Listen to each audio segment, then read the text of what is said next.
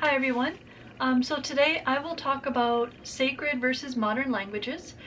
This is a discussion just to raise a whole bunch of different points about what's the difference and just start a conversation, or you can make your own video reply if you want to, or just muse about it, or just anything. If you do a reply to this, just put a link in the description so I can go and check out your video, or just enjoy and just listen. So I'll just read basically like an essay that I wrote. These are musings. I'm not an expert by any means. They're just musings from a hodgepodge of different things that I've read over the years while exploring language and world religions. What makes a language sacred? Well, there's languages that are used primarily for liturgical uses. These include the languages of Latin, Sanskrit, Pali, Hebrew, Church Slavonic, and others. These languages mainly are used within a religious service.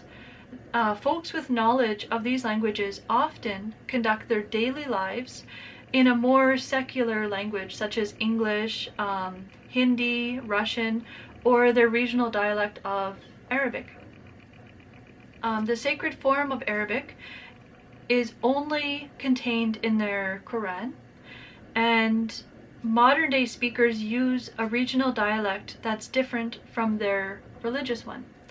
And that information I learned from the Lang Focus channel. So this means that for English speakers, we would not use Latin when we're buying stamps. We would just use Latin.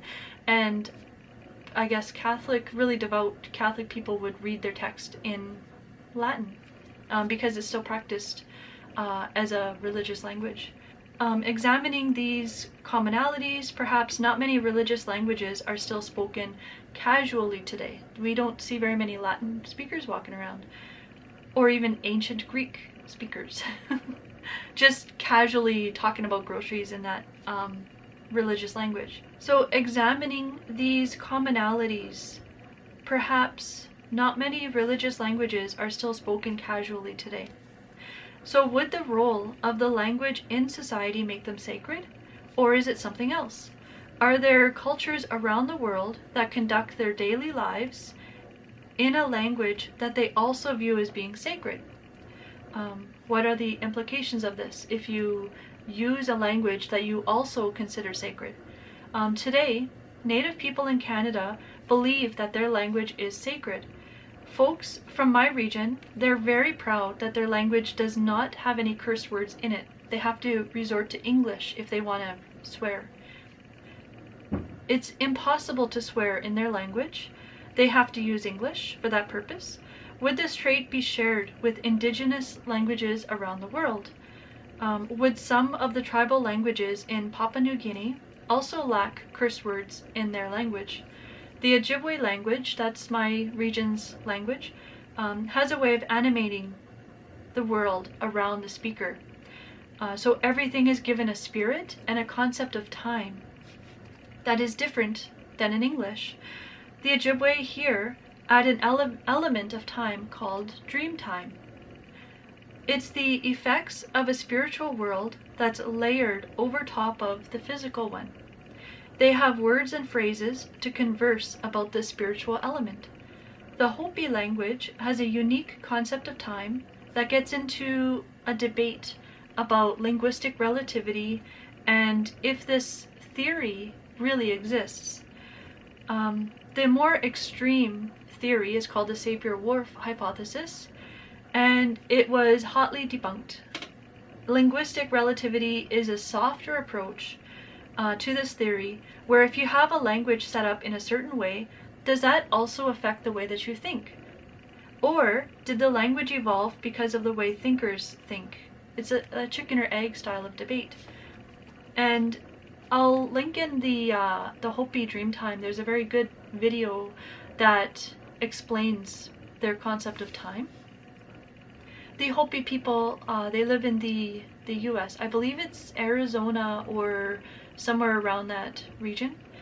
And then Sanskrit brought us some philosophical, spiritual concepts that just don't exist in English. They're pretty well known today in the English world. Karma, yoga, maybe even dharma. Can English benefit from bringing in more of these types of words into English? Languages around the world have borrowed extensively from their linguistic neighbors. A lot of our English words are from French or Italian, even Persian. So there's a lot of borrowing from other languages.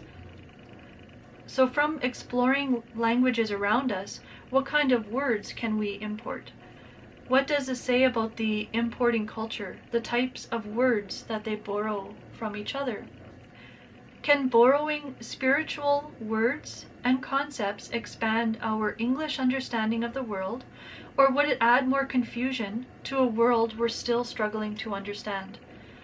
So would borrowing spiritual words from other languages and learning those concepts, would that help us to understand each other, or would that just make our world more complex than it already is? I'm curious, what would this look like in a spiritual education class? Can we truly simplify our understanding of others into a simple lexicon of exotic words? And I have to turn the page. I write way better than I talk. My talking is still kind of funny. Some experts say language doesn't affect thought. The Sapir-Whorf hypothesis isn't widely accepted today. Some say it's still hotly debunked. The softer version of this theory, linguistic relativity, is also being hotly debated. So there's still hope for this intriguing concept, even though it's not completely accepted. I love this concept in any form that the experts are willing to accept, because it allows us to admit that we are limited by our language. There's no shame in that, but it is a good starting point for learning how other languages work. My feeling is English is a very concrete, judgmental language, so I find many of my sentences and ways of expressing myself to be judgmental. Is this true for other native English speakers? Do you find your language use to be judgmental? How much of our language use depends on how our mind works compared to how our language is structured? Is my language use judgmental because my mind is, or because that's how English syntax is set up? What would happen if I alter my English syntax to reduce how judgmental I come across? Is this possible? Perhaps I should pick up a meaning-centered grammar again. That's a book about how grammar carries meaning, just grammar itself, not only the words.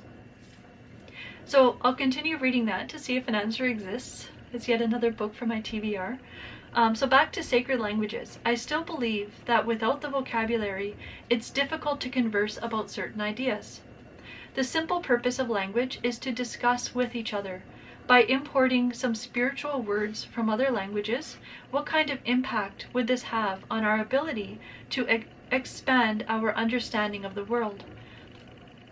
Can we experience this vocabulary expansion when learning a new subject? Once we move beyond the rudimentary, bare-bone basics of a new subject, we need to acquire the vocabulary or jargon of that discipline to move up to the next level. Without the jargon, we cannot grasp that discipline or converse about it. Jargon compresses complex explanations into a single coined phrase.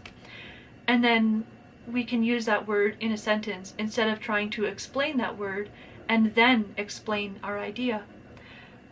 So if we have a spiritual lexicon or jargon from different spiritual points of view, would that make it easier to understand what other people believe? Could this be a new way of developing tolerance for each other? What would a debate look like when speakers understand each other's spiritual vocabulary? Would this lead to more efficient attacks on each other's cultures, or would it incite curiosity into how people think differently than ourselves? What are some vocabularies of these languages? What makes these vocabularies different than other ones? What are some similarities amongst these vocabularies? Can these vocabularies exist on a spectrum of spiritual awareness or understanding? we've completely gotten away from sacred versus modern languages. Perhaps the same language can be either sacred or modern. It depends on how we use it. Let's ignore the connotation of modern being objects acquired and technologies developed. Let's use the connotation of present time for modern.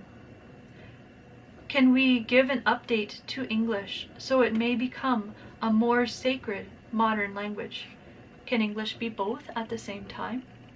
So that's all. If you want to leave comments or if you want to do a video reply, you're absolutely more than welcome to. If you want to do a video where you have a second language that's not English, and you want to try to introduce some of your sacred words and explain them in English, that would be very cool. So that's all. Thanks for listening. Bye everyone.